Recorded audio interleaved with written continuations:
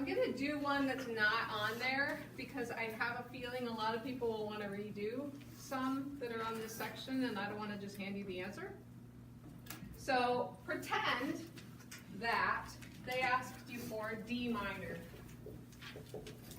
They didn't, I don't think. Am I right? So pretend that they asked you for D minor, and the chords that you're going to do are a minor 5, well, let's just write this over here. A minor 5, a major 5, a major 7, and a diminished 7. Okay? In the key of D minor. So I think a lot of people, this is where you went a little off. Let's use bass clef, and let's go.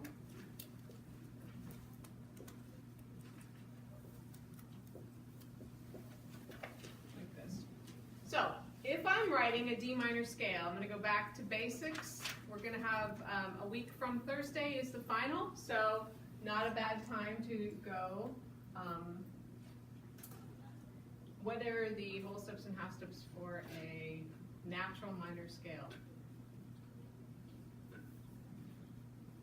Whole, half, whole, half, whole.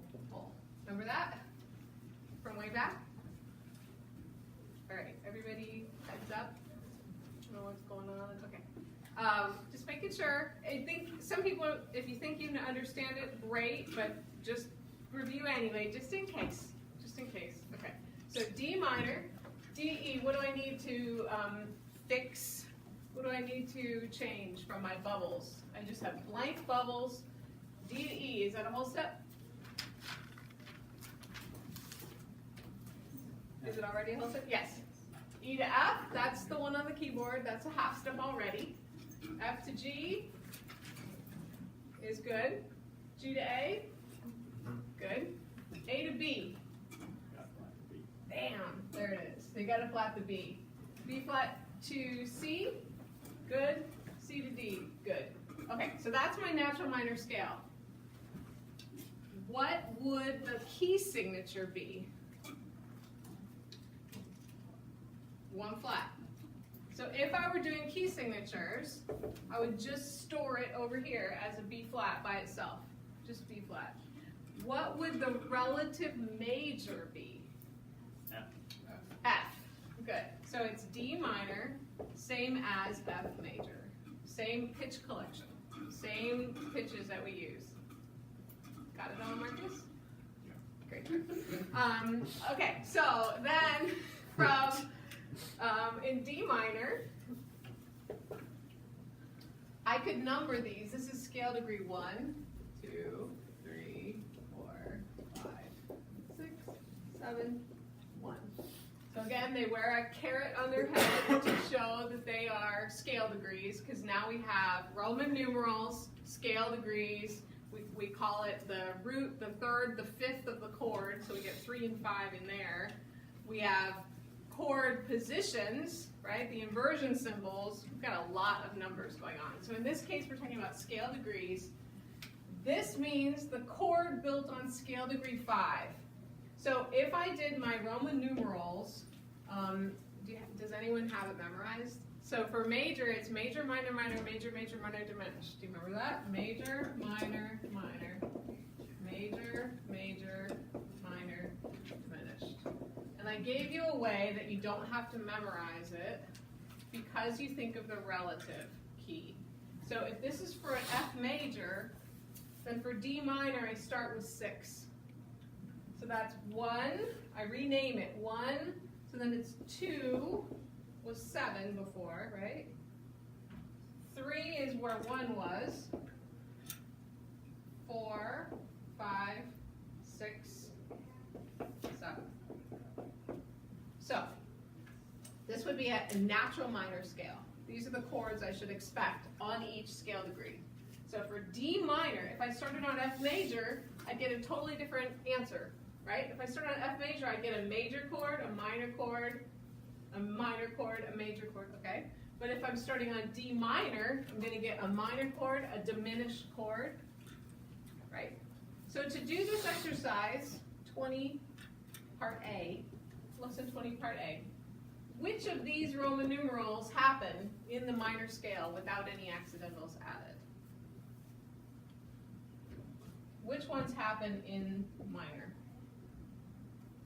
This one? And which other one? Minor 5 happens in a natural minor scale if I don't change anything. And which other one? And the major 7. Major 7 happens in my natural minor scale. That means that either one of these require an alteration. I have to raise something or change something. So that means that if I want to do, like in this section, if I want to find minor 5, I go to scale degree 5. So I've started with my minor scale. If you know your minor key signature, great. That's a shortcut. If you don't know it, just go old school. Just start from scratch. Whole, half, whole, whole, half, whole, whole, right? And get your scale. Confirm it. You can double check yourself that way. So if I go to scale degree 5, which in this case is an A, and I build a triad, 3-note chord, a triad, A, C, E is what I should get. A, C, E. What quality is that? It's minor. It worked. All right? Now, if I want to make this major 5, I raise this guy. As I've told you, when you see a minor key, the first thing you should think to yourself, what is the leading tone? Anytime you see minor, you're like, what is the leading tone? Just in case. Even before you know why. Just think D minor, what would the leading tone be? So that's a diatonic half step below D. What note is that? C. C. C is the subtonic. Remember that word? C is the subtonic. Subtonic. Leading tone. So C is a subtonic. C sharp. So then in this case I have a subtonic. In this case, the new and improved version, a leading tone. Now we're talking. Now my dominant chord is a dominant. Okay? Same thing happens in, if I go major 7. 1, 2, 3, 4, 5, 6, 7. I'm building a chord on this note as it is. So that means it's going to be a C chord, C, E, G, not C sharp, C, E, G. Scale degree 7 is C. It's a subtonic. This is a subtonic triad, and I want to turn it into a leading tone triad. Subtonic triad, usually once you get into some more advanced theory, you'll realize the subtonic triad is actually the dominant of another place. Just for the people who are thinking ahead already, I know some of you are. If I see a major 7, it's probably the dominant of something else. So I have to think about that in the future. But, and that'll come up. I'm going to, if I can get my technology to work, which I think I can, I will play you a video. It's my favorite. Besides the one where we sang the intervals, it's my second favorite video of all time. Okay, so then to make this into a diminished 7, a leading tone triad, I need a leading tone. I can't have a leading tone triad without the leading tone. That's the answer. Got it? So all of those things, you can get there from this. All I did was find scale degree 5. It has to be the actual scale degree 5. Not the altered, not an altered 7, not the leading tone. When you're looking for the ones that fit into this paradigm, if they fit into minor, diminished, major, minor, minor, major, major, if they fit into that set of chords, that's what they're asking you for. You don't alter anything. You only alter things for the next one. So a lot of people had, can we find it now?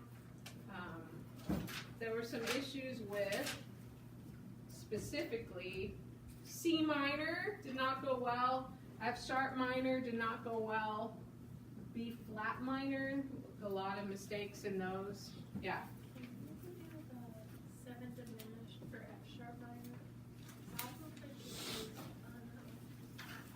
So let's just think through, sure, I'll do part of it. But again, I chose one specifically that was not in the homework because I knew people would want to redo.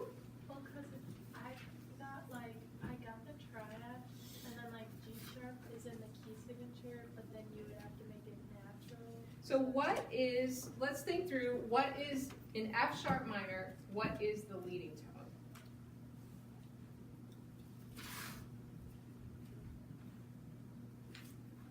Anyone?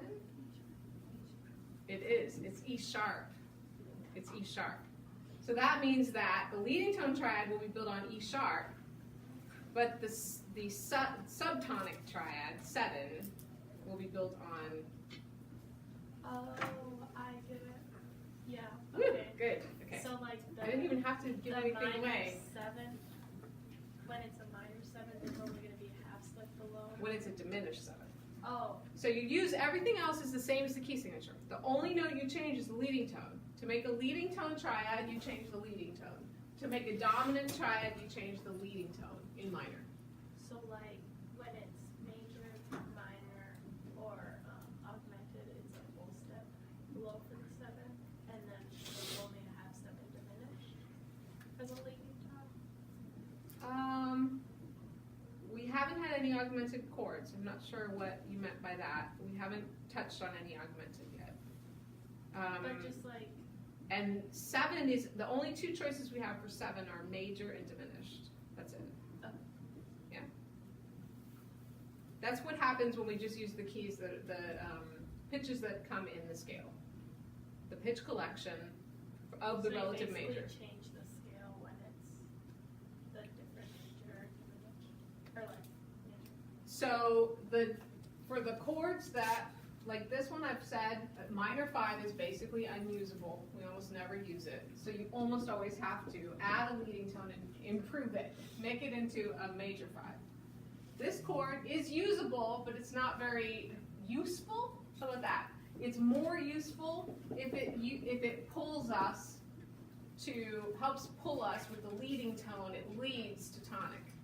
So both of these chords have a dominant quality to them. This is actually called the dominant chord. This one has a leading tone in it as well, so that helps pull us back to tonic.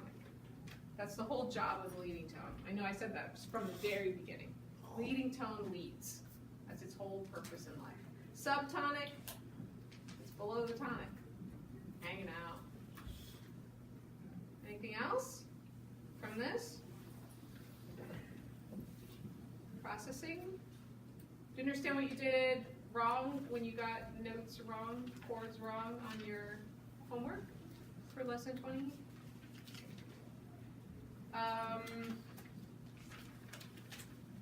So, what I wanted to do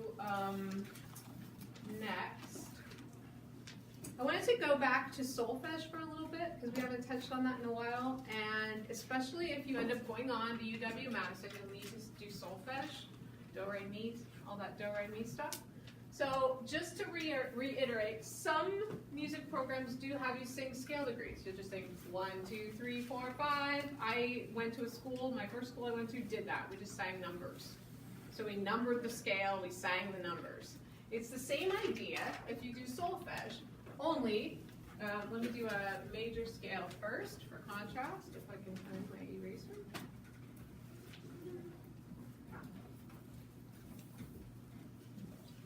And we'll come back to these chords, but say that I did D major. Now again, in preparing for the final exam a week from Thursday, what is the relationship between D minor and D major? The first thing we did was D minor and F major. Now we're going the other way. D minor, D major. Same tonic, different pitch collection. Parallel. Nice. So I'm going to start on D and make a scale. Oops. And I'm going to use all the notes. And I'm going to do, what's my formula for making a major scale? In case I blank out on the final and forget my key signatures, I go whole, whole, half, thank you. Whole, whole, whole, half. So this is where we first learned about that half step, the leading tone. There's in a major scale, there's scale degree 7 to 1 is always a half step. That is a leading tone. There's only that minor scale that has that subtonic. So we have to improve it and make it into a leading tone. Okay. So this would be our major scale if I fix it first. So D to E whole step, E to F is a half step. F sharp to G, G to A to B. Is that one good? A to B is that whole step? Yeah. B to C? No. Raise that to Guy. Now I've got a diatonic whole step. And then C sharp to D, now that's a half step. Whew. Okay. So the key signature for D major is 2 sharps to the left on the circle, right? Skip G. D is the next one. Okay. So if I'm singing this with scale degrees, instead of going 1, 2, 3, 4, 5, might as well figure out what a D is. I can sing it with solfege. Do, re, mi, fa, sol, la, ti, do. Okay.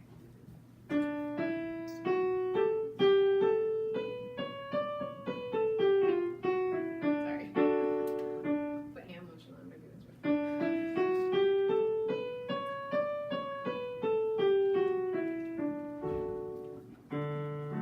So, if I sang do, re, mi, what would I sing for minor? Do you remember this? Do, re, this is not the right note. So do, re, mi, do, re, may is right. Do, re, may. Let me put it, we're done with this for now. I'll put it underneath so it matches. Do, re, may. What other notes are changed? This one becomes lay. This one is, instead of T, do, I have te. So we use that vowel sound, like a schwa, a vowel sound, to change the syllable. So instead of do, re, mi, do, re, me. Okay? Do. Can we sing it together? What do you think? We don't sing much in here, but it's the last week. You can hum if you don't feel comfortable, or sing really quietly. Do, you can sing down here. Do, re, mi, fa, sol, la, ti, do, ti, la, sol, fa, mi, re, do. Good, now sing the minor. Do, re, mi, fa, sol, la, te.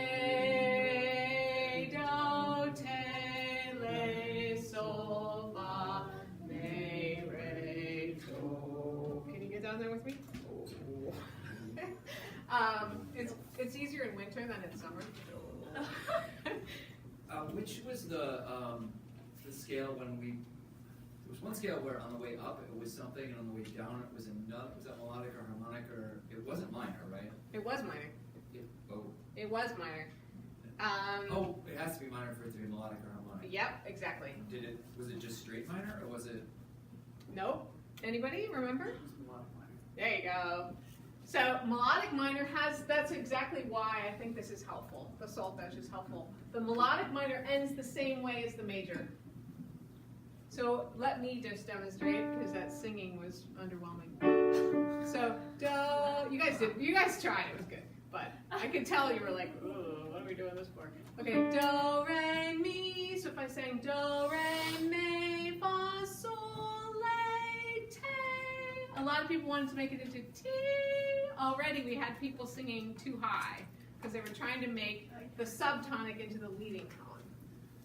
Do, re, mi, fa, sol, la, te, do, te, la, sol, fa, mi, re, do. Then this would be harmonic, which is what we end up using when we made these chords. Do, re, mi, fa, sol, la, ti, do. That's the one with a step and a half. So that's hard to sing. but also natural to sing. No, shouldn't use the word natural. But also very common to sing because we already have a leading tone, right? And we're so used to that leading tone. Okay, so then the last one is melodic, and then we've got 4 separate pitches. So we go do, re, mi, fa, sol, la, ti, do, te, re, sol, fa, mi, re, do. So the top feels just like a major scale. Yeah? Okay. One thing, I'm going to change keys. Keys are there. Wait, why is it one going one direction and another coming back? I personally think, I never talk about this in theory books, I personally think it's because the scale loses its identity. If you went down the same way, you'd think you were doing a major scale, because there'd only be one note that would be different. You'd only have may be different. Do, re, mi, fa, sol, la, ti, do, ti, la, sol, fa, mi, re, do. It's awkward. And it does happen. Composers do what they want. So composers do descend or ascend. It's just more common, right? So when we make up what is music theory, we take the whole sample set of all music ever written. I brought this today to show you. This is all Bach's chorales. There's 371 4-part chorales. This is a really easy book to pick up. And this is what we analyze in theory classes. This is the basic for all the stuff that we think of as theory. We go and we find all of these. Oh, what did Bach do? How did Bach handle this situation? What happened with Bach with the altos? How high did Bach write his altos? And we use that. Remember, he was Lutheran, so he was using mixed choir. It was okay for women to sing in the Lutheran church. It was not necessarily okay earlier than that. We would sing. Women would sing, but not in front of men. I know, shockingly. It was improper. And it took until, by the way, like the 1970s before orchestras were integrated.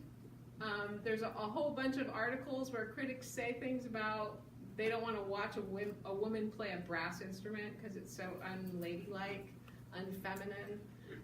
They're spitting and they've got a mark on their lip, and you're like, really? I mean, in the 70s, I was alive when this happened. So orchestras are still working to be integrated, especially European orchestras. There are still a lot of issues with letting women into certain German orchestras. They're not the first place where women were playing with the orchestra. Can you guess what instrument? Think of the most feminine instrument. No, flute. Nothing with spit. Harp. Harp. How ladylike is the harp? I have a friend who lives. Not as ladylike as the bass drum. Come on. Right? It's not very ladylike, right? But I have a friend who plays harp professionally, and she gets more gigs when she wears a long blonde wig. Not kidding. She's told me she has these outfits she wears just because if people want a harpist for their wedding, that looks like a harpist. What? Why would a harpist look like a thing? Why would a trombone player have to be any gender or color or any, right? Why? What does that have to do with anything? Musical talent has nothing to do with those things. You're saying if I put on weight, I can do sousaphone a little better. That's the stereotype, so maybe. I can do this. And if I think through, and if you guys think through, everybody I knew who played low brass, I mean, I'm not saying everybody had to fit the stereotype, but a disproportionate amount of people.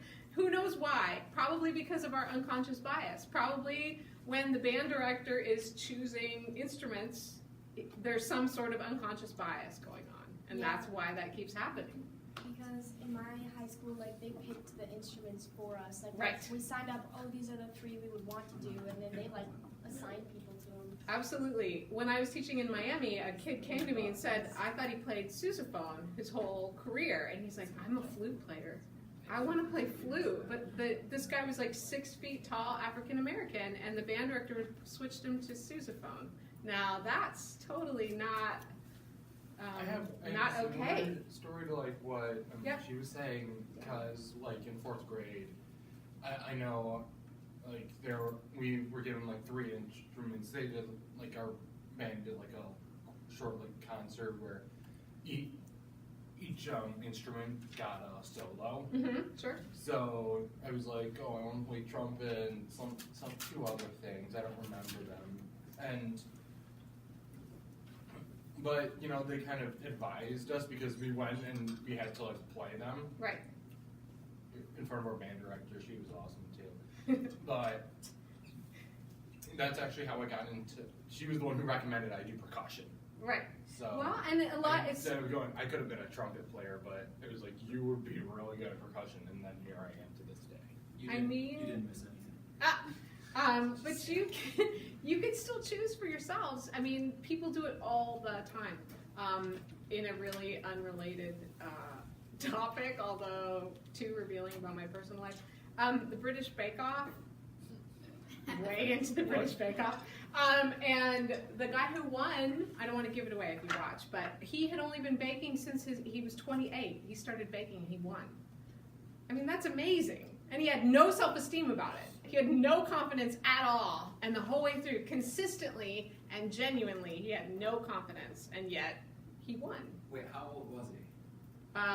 I think he'd been baking for 7 years. But that's a late start, right? And he just went at it. He worked really, really hard. So it's never too late, ever. It's really true. I like stories like that. I'm sick of hearing stories about like 6-year-olds who play piano. Because I wasn't playing piano when I was 6. It doesn't help me. I want to hear like, oh, I'm 28 and I started playing the band and now we're famous. It's like, oh, cool. I can do that. When I was in my mid-20s, I sent my best friend a card that said, you're not getting older, you're getting better. And then when you opened it, it said, but your chances of being a prodigy are rapidly decreasing. But decreasing, they're not over. I mean, yeah, what is a prodigy? Prodigies miss out on things too. It's always a trade-off. If you are someone who had a really easy job as a younger person, you're going to not know how to struggle. So I think that, you know, everybody probably looks back at their life and says, oh, I see this moment where I could have done this and instead I did this. But it is more important that you accept what happened and not have regrets about it and then change it. Yeah. Just Back to music? No, I was going to stay off topic for Okay. one more Yeah. thing. Colonel Sanders Uh, didn't get started until he was 67 or something like that. really? Made all of his money, like the Colonel Harlan The Sanders empire. thing. Yeah, that didn't start until. See, that's the Dude, kind of, you're retired. right. That's the kind of stories we need. Yeah. More stories like that. Probably had to work his ass off. There's probably a lot of TED Talks on this subject. But, I mean, you really have to figure out, how can you know what, you have so many things when you're growing up, people pushing you different directions, you're trying not to disappoint people, you're believing everybody. So at a certain point, you just have to be like, who cares what everybody thinks? I just do my own thing. Find a way to do your own thing. I wanted to show you this. This is from the textbook we use in Theory 1, if we were ever to have Theory 1 at this campus again, which I hope we will soon, sooner than later. But this, there it is. This is my favorite way to hear chords because I'm a melodic instrument player. And so, if you were to sing these, you're just using scale degrees, and this is really related, I swear, to what we were already doing. You'll notice the first one's C major, so it would be do, mi, sol, mi, do. That would be a 1 chord. And now what would... Do you see what the second chord up here is? It's the leading tone triad in first inversion. It's a 6-3 position. So what would the solfege be? You don't have to sing. So the first one is do, mi, sol, mi, do. What's the second one then? We go up a note, re. Fa is right. Re, fa, ti. Re, fa, ti, fa, mi. Ra, re, sorry. Re, fa, ti,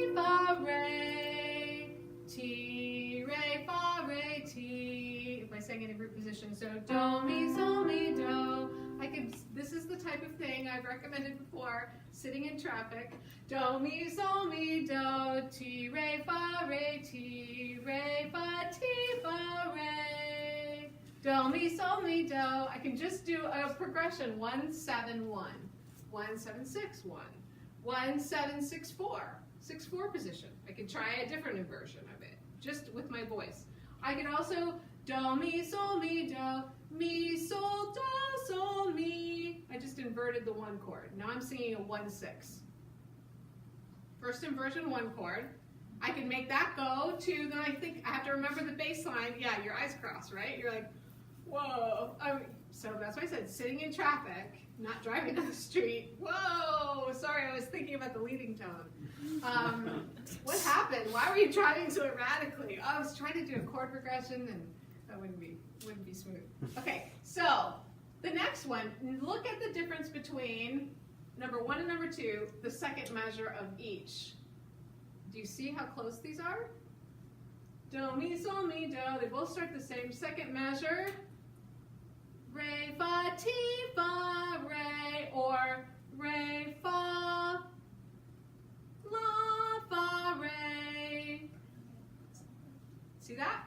Comparing this measure to this measure, only 1 note different.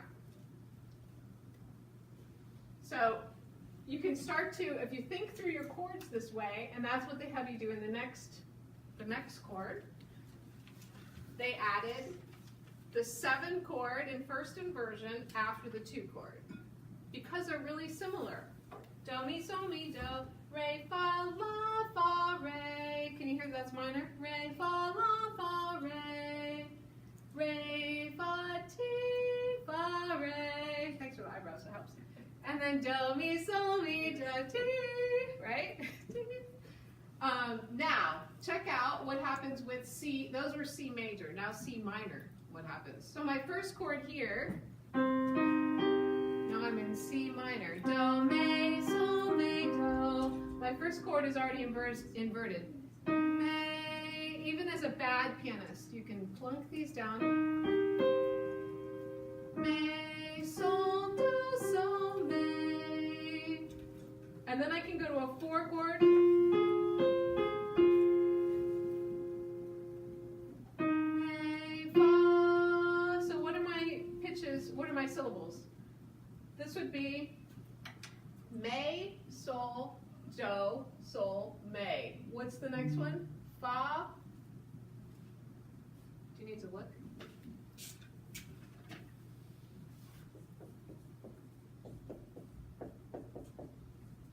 There you go. So now that would be 1, 2, 3, 4, 5, 6, 7, 1. So what would the 4 chord be? We build it on fa, fa, la, do. And until you sing it, you might not realize, oh my gosh, in a 4 chord there's a do. Yeah? This is the best way for me to, in my own head, the most effective way that I learned how to hear chords and sing chords was by arpeggiating them. You can plunk them down, really easy to do, and then arpeggiate over them to be sure you have the right pitches. And you could choose these yourselves, right? You don't need this book. This is from a textbook, but it's not that hard to think of chords yourself. So you could just look at Roman numeral progressions and practice arpeggiating them. So then, what would this one be? And it does have, check it out, because it's C minor, it's a diminished 7. Okay? And the diminished 7 does have the leading tone added. So now the root of the chord is on the top, the B natural. B natural is the leading tone for C minor. So what, the chord is built on T, so then what are the rest of the syllables for the 7, inverted 7 chord? T, Re, fa. yeah, T, re, fa, re, T. Re, fa, ti, fa, re. Same as we just practiced in the first one. The middle chord on the top. Same syllables. Yeah? So, from this page, what I wanted to impress upon you was, think about the pitches in a dominant chord. What are the syllables present in a dominant chord? So a 5 chord is what solfege? Speak to me in solfege and tell me what pitches I need in a 5 chord. Sol, sol, T, Ray. re. And I need T. So that speaks to minor, right? I'm telling you in minor secret language, I'm telling you not to use the subtonic. The dominant chord in major or minor is always sol, T, re. Can you tell me what would diminish 7 in major or minor? What are my syllables? I'm going to build it on T because it's the leading tone triad. So T, re. Yeah, I saw you say it. All right, got that? Okay, here's my big finish. Say that I took all this stuff and I combined it into one big chord. Sol, Ti, Re, Fa. What if I did that? You're like, great, knock yourself out. That sounds fun for you. So what is that? Wouldn't it be like a major 7th? It's a dominant 7th chord. Bam! Okay, so that's it. If I take sol, in this case, we were in D major or D minor. I go to sol, scale degree 5. I'll stay in bass clef. And I build a chord. There is my 5 chord. A, C sharp, I need the leading tone. So this would be in D major or D minor. It's a dominant chord. It's a major chord that I've built. It'll have a C sharp in either case. Sorry, yeah, that's right, C sharp.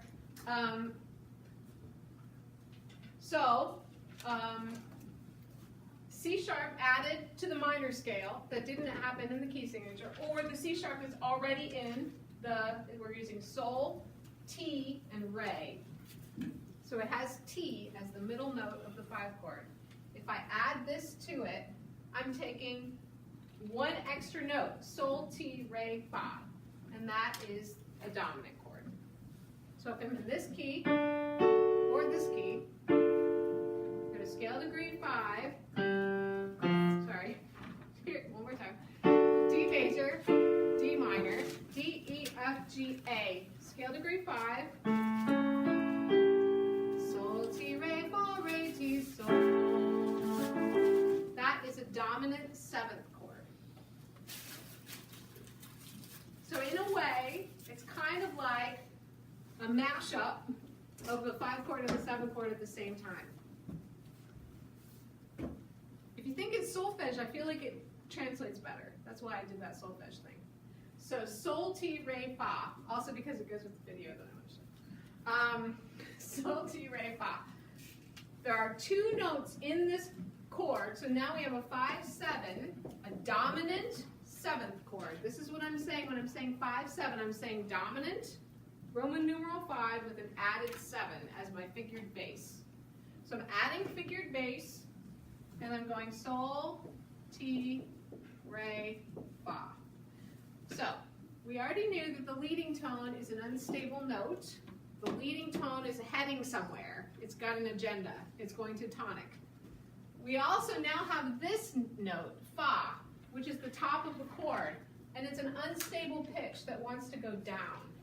So all of this together means that when we add a 7th to our dominant chord, it's got a stronger tendency to go to tonic, even stronger. Yeah? Is that 7th always going to be like a minor 7? Yeah. Okay, always. Great question. So, because I'm not building my chord, if I built my chord on 1 and I used the key signature, I would not get a dominant 7th sound. The sound of a dominant 7th is the sound of a chord built on scale degree 5.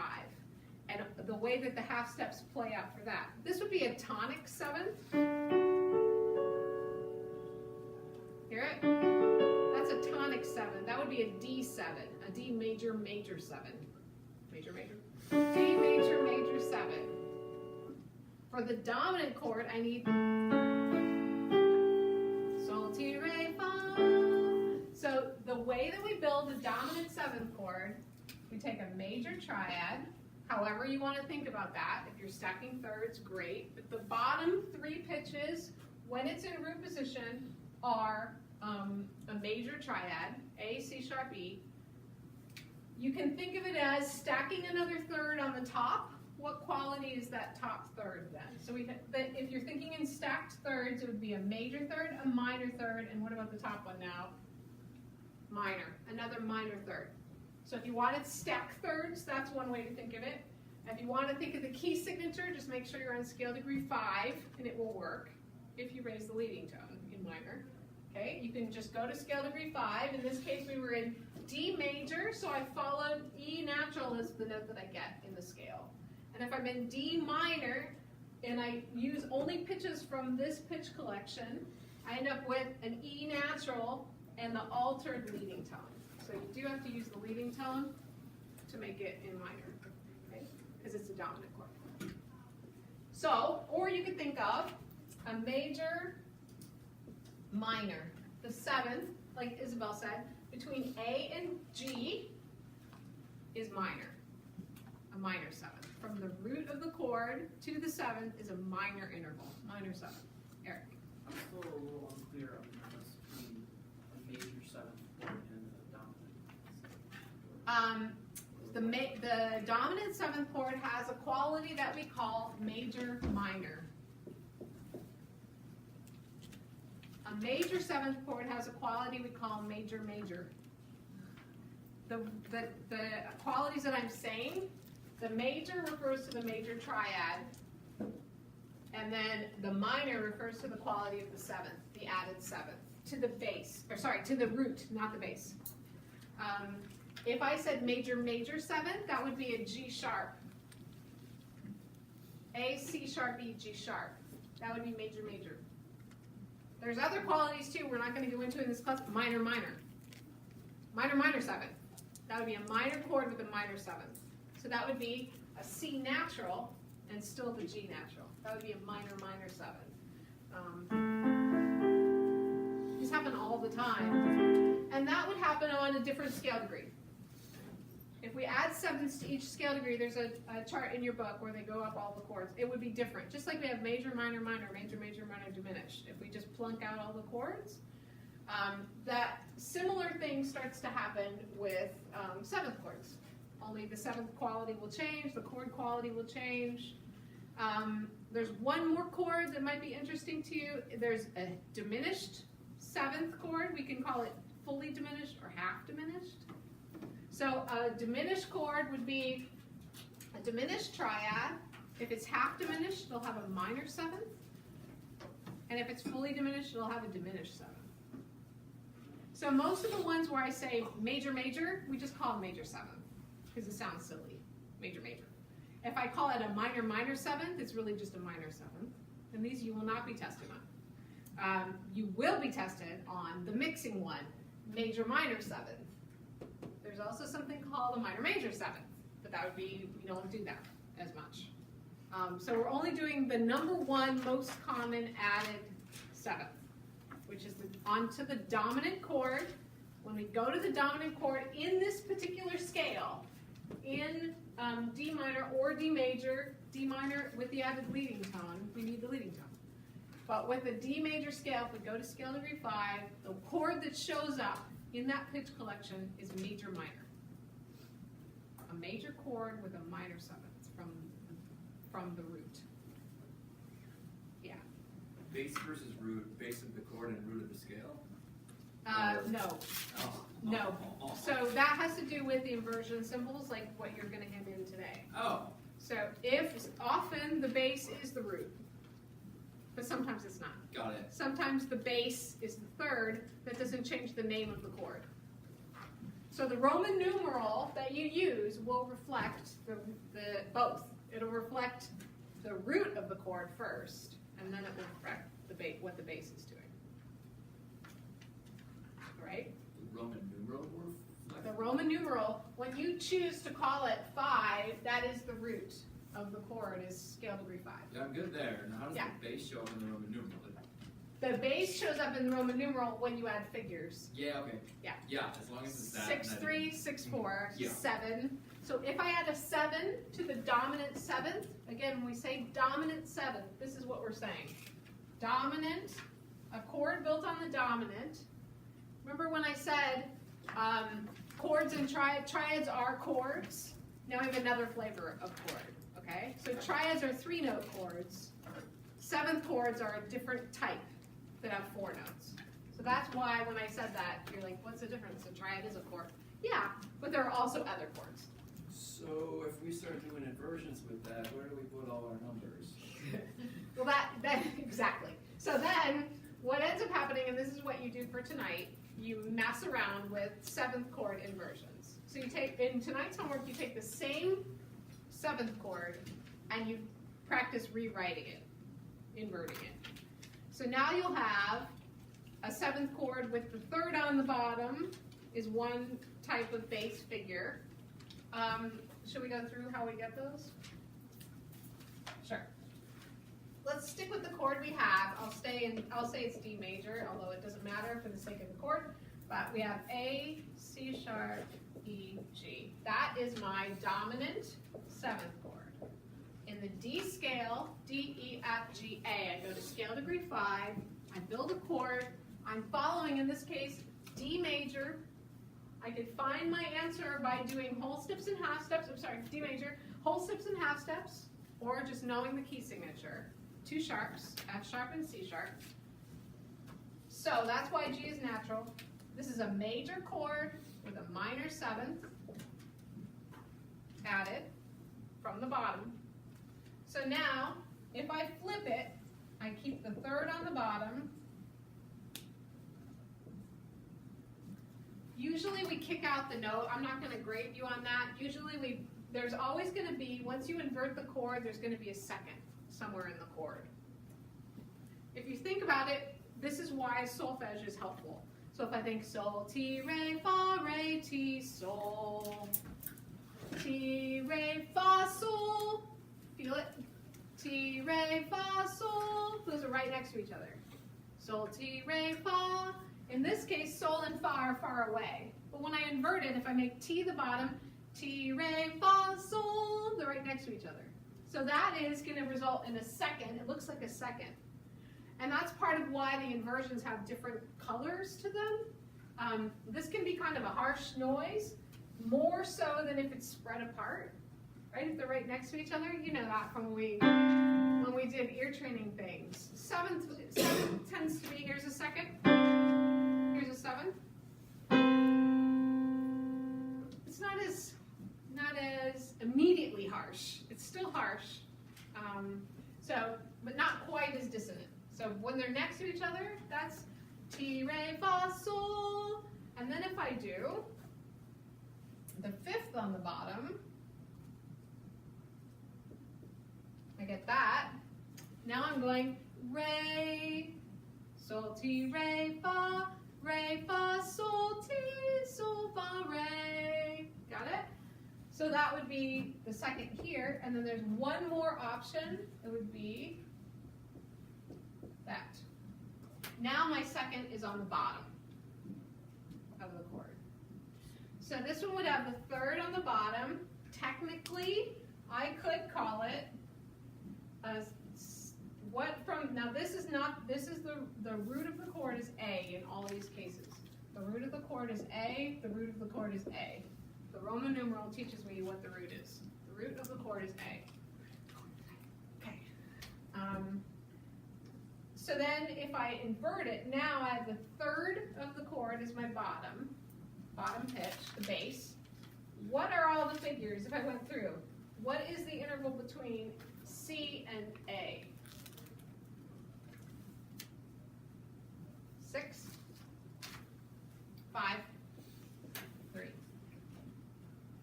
That would be the literal figured bass. We've already used 5-3 as a root position, so we want to avoid that. So we end up dropping the 3 And we call a first inversion 7th chord a 6/5 position. 6/5. It's a shorthand for this 6/5. For this look, 6/5. Why did we throw out 3? It's just we've already had a 5/3, and remember, same as when we did a 1/5/3, we tend to drop that as well because it's so common to have a root position chord. So then, what would this one be? This one from E to C. What's that? It's another 6. Uh-oh, I already had a 6. I better think of something else. So here's a 4, and here's a 3. So I'm going to drop the 6, because that starts to be way too confusing. If I had a 6/4/3 and a 6/5/3 and a 6/4 and a 6/3, that's way too many things. Don't worry, there's a shorthand. Okay, and then the very last one, so it technically is a 6/4/3 position. We call it 4/3 position. And then in this case, what's my outer interval? 6. 6 again. And then I have this 4, and then I have a 2. Again, I'm going to drop the 6 part. So here's the good news. It's 7, 6, 5, 4, 3, 4, 2. Sort of like descending intervals. 7, 6, 5, 4, 3, 4, 2. Root position, the bass note is the root. They are the same. First inversion, the bass note, the root is somewhere else. Who cares where the root is? Now the bass note is the 3rd of the chord. Bass note is the 5th of the chord. Bass note is the 7th of the chord. One last thing, if your brain's already blowing up, don't listen. But what is solfege-wise, what is the bottom note here? Oops, and I forgot this. I need this.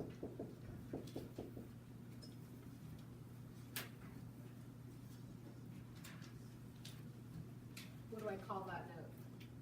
Fa. It's fa. So there's 2 of these that have an extra impetus, I was about to say, that's a fancy word, an extra pull. This one, the leading tone is on the bottom. So that means that the next chord will have to have a bass note that will resolve the leading tone. Everybody get that? My next chord after this chord has to be a D chord in the bottom, a D in the bass. C sharp needs to go to D. Yeah? Really?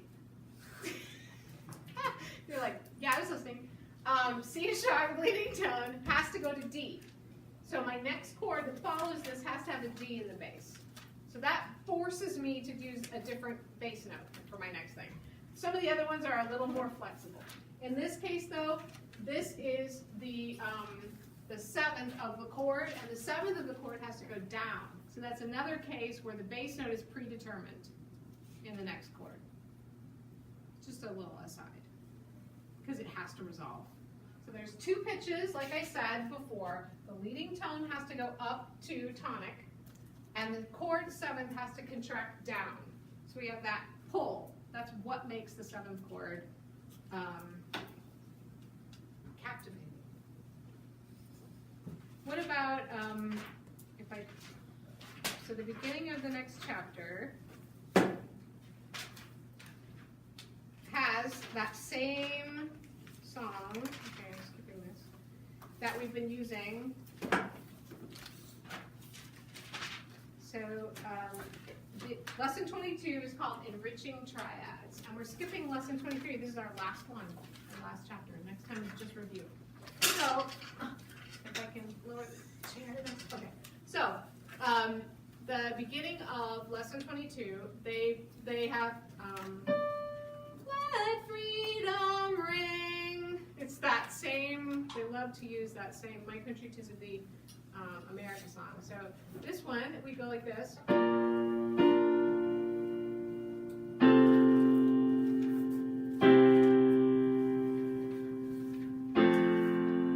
Now, here's a new improved version. See if you can hear a difference.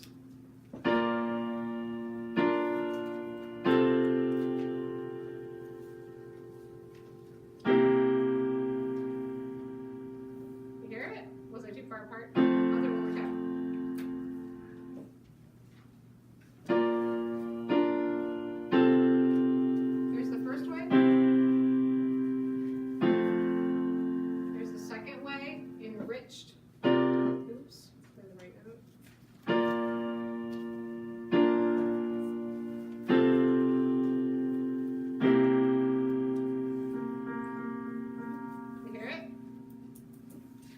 And that's why it has to go to the next chord. Fa, mi. So that is the enriched part of the chord. It's that fa having to go to mi. It does make it a much, I do think it sounds enriched. I think that's a good way to say it. It's almost the same, but it's like a little better. I have basically no idea what you just did, but what was the one you were tapping there before you resolved it? Was that fa? Fa. That's all I'm happy. I don't have any clue what just happened. But Fa, mi. Yeah. that was cool, that thing. Yeah, and if you're an alto or tenor, that happens to you all. You're like fa, mi. Great. I had them check the computer. They said, "Oh, we recycled the whole power and everything came up great." And the ceiling cam was not. They must not have known what ceiling cam meant because ceiling cam still not working. For ceiling cam. Were there any questions on what you're about to turn in?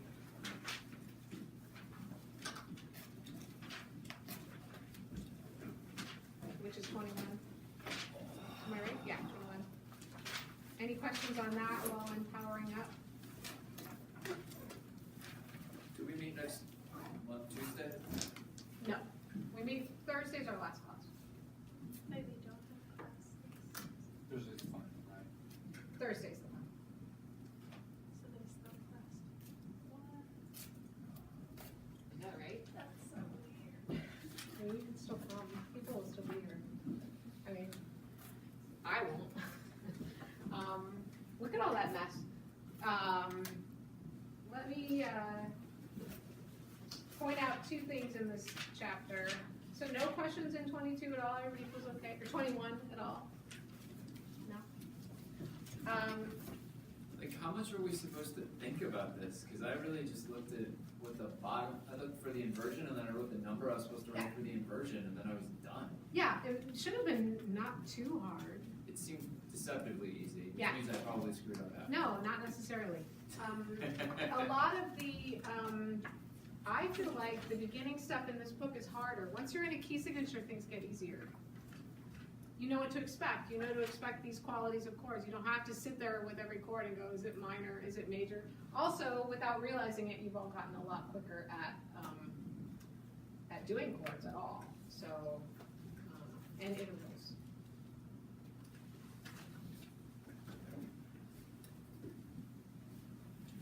I think it's gonna work.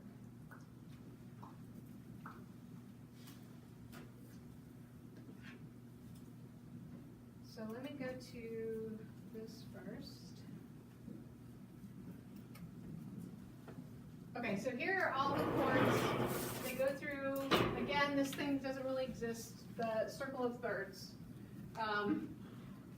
A, C, E, G, B, D, F, A, C, E, G, B. It's all, now we're doing the same routine, it's the same order. We could be doing this with solfege.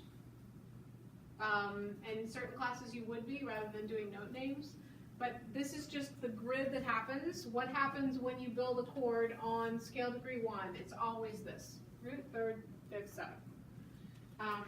With this one, so here's only a dominant seventh. Sol, ti, re, fa, like I wrote here. It's a major triad with a minor seventh, or you can think of it as stacked thirds like this. I don't know why that's helpful at all, really. I don't understand why that would be something. I guess, actually, it's sort of like the way I taught it, that it's a seventh chord.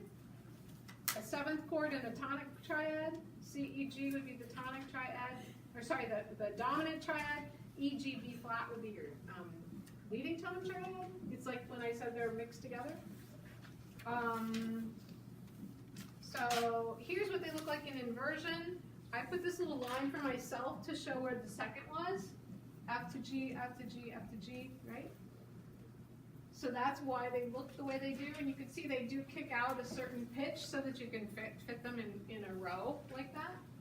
And here's how you'll write it. A dominant chord, they're all going to be major minor, but one is called seventh, one is 6/5, 4/3, 4/2. So now, if you see a chord that's a 3-note chord, and the third of the chord is the lowest note, you're gonna write Roman numeral what? Well, like say a 1, say it's a 1 chord. No, let's say it's a 5 chord. Say it's a 5 chord with a third in the bass, but it's a triad. What's your Roman numeral? 5,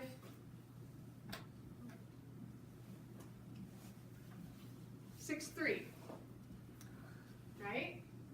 So if you see 5, 6, 3, that's a triad. If you see 5, 6, 5, that's a 7th chord. Yeah? If you see a 5, 6, 4, the 5th of the chord is the lowest pitch, but it's a triad, 3-note chord. If you see a 5, 4, 3, 4, 3 would be, the 5th is the lowest note, but it's a 4-note chord, a 7th chord. Okay. They also go back in time and rewrite for you and label. Do you remember this from the very beginning? I don't think I can play standing up.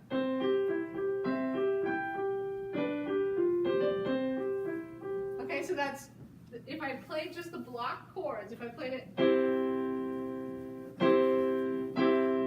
that's all root position, but then I go like this.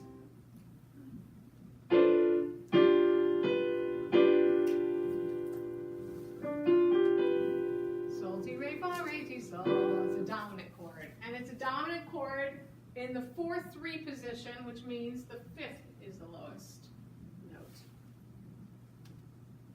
Okay?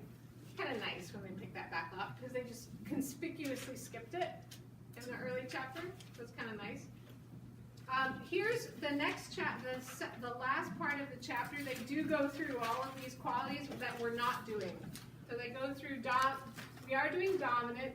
We're not doing fully diminished, half diminished, major, minor. Okay? We're just doing the dominant. The dominant chord is a major, minor 7th. Major, minor 7th is the dominant. Same thing.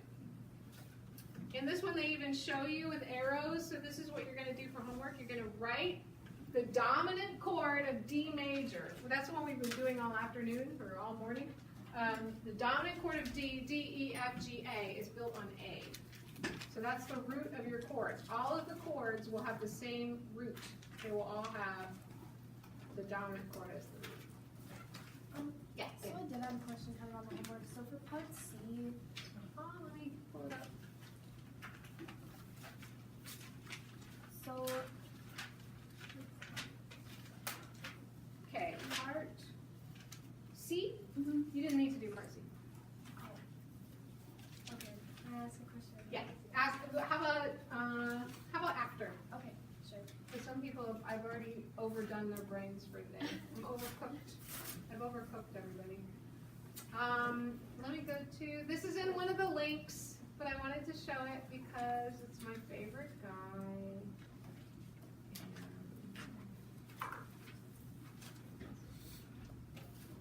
They told me the speakers are working too. I don't know if they lied. I have a feeling they did.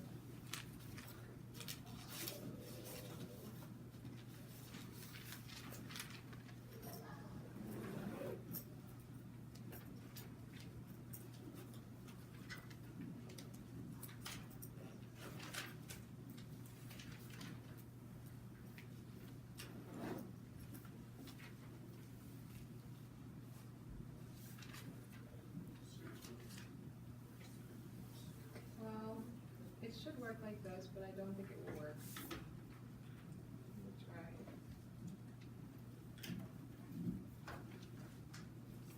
Nothing. Maybe I have to redo it.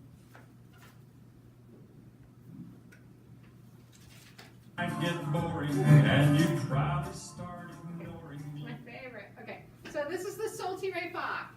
Sol, ti, re, fa. The dominant 7th chord. Major, minor 7th. Built on scale of 3/5.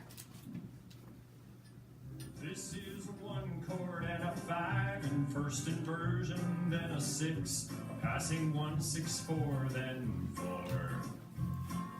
But this song might get boring, and you probably start ignoring me if I tried naming every single chord. But there's one chord that's terrific, and its function is specific, and it hangs around in cadences for fun. With solfege we can state it, if we just arpeggiate it. Yes, sol ti re fa is a dominant 7 that brings us home to 1. Of course the 4 chord, fa la do, can be pleasant to the ear. Then there's 5, 7, and 5, re mi la do. That's a chord we're gonna learn about more next year. We're back to 1 now, and there's that 5 in first inversion, just repeating what we played when we'd begun. And this path that we have charted is gonna finish what we started, cause sol ti re fa is a dominant 7, which brings us home to, oh no, that cadence was deceptive. It went to minor 6 instead of 1. That sort of trick can be effective at making things last longer when we thought that we were done. But here we are again and moving toward the finish, and I think this time we will not wait in vain. Cause I'm tired of extending it, I'm ready for the ending. And sol ti re fa is our dominant 7 that brings us home again. Yes, sol ti re fa is our dominant 7 that brings us home again. Fa mi so ti do. Woo! So at the very end here, he goes through. I know you want to see what he's going to do next. Can't keep track of that guy. So he goes fa mi sol ti do. That's the resolution from the 5 chord to a 1 chord. So we talked about that word common tone, sol. If we think of a dominant chord, sol ti re fa, and a tonic triad, do mi sol. Sol is the common tone between a 5 and a 1. So he goes fa mi, that's our 7th of the chord, fa mi, sol, that's the common tone, ti do is the leading tone resolving up. So that's a 5 to 1 progression. Did you catch that when he goes, so I mentioned this before, but a deceptive cadence, you can take the pitches that we really need to have. When we resolve a 5-7, we need the fa to go to mi, so we need a mi, and we need ti to go to do. So we really need do in our next chord, do and mi, when we resolve a dominant 7th chord. Those happen in a 1 chord, but they also happen in the 6th chord. La, do, mi, do, la. So if I go to a 6th chord, it sounds like the bass note is wrong. What basically has happened is instead of going sol to do, I go sol to la, and that's what he did to make a deceptive progression. And when you do that, the professor that I used to teach for at UW called it a ruined cadence, which is very dramatic. But when you ruin the cadence by putting the wrong bass note, a 6, doing a 6th chord, so using in the bass, you have scale degree 6 in the bass note. You still can resolve the leading tone, and you can still resolve the chord 7. So it sounds like you almost did it right, but you ruined it with your bass note. So then you have to redo the whole thing. You have to go back through your progression. One more thing that's mentioned in this chapter is, I've talked about dominant a lot. We know that the role of a dominant is to go to tonic. There's a whole category of chords that are to prepare the dominant. So like chords that you stick on the way to the dominant chord. And that's what happened in the arpeggiation that I showed you from the other textbook. You can put in a 2 chord. A 2 chord wants to go to a 5 chord, which wants to go to a 1 chord. You can also substitute, instead of a 2, you can use a 4 chord, built on scale degree 4. So either of those, if you want a minor sound, you can use, in a major scale, you can use minor 2. You can also use a major 4. You can use them after each other, but those are preparing to go to the dominant. So we're in the tonic, we prepare for the dominant. Are you ready? We go to the dominant, we resolve the dominant, we can fake out the resolution, then we have to do the whole thing again. 2 or 4, dominant, 1. And that's what he did in that progression. So he's having you think about minor 2, minor 6, and a 4 chord. So minor 6 is our deceptive resolution of the 5. I know, it's a lot. Okay? Be sure to hand in what's due on your way out. And I'll see you Thursday. The review sheets will post Thursday. Thursday, we'll make sure you understood this last section. And I think we'll be good.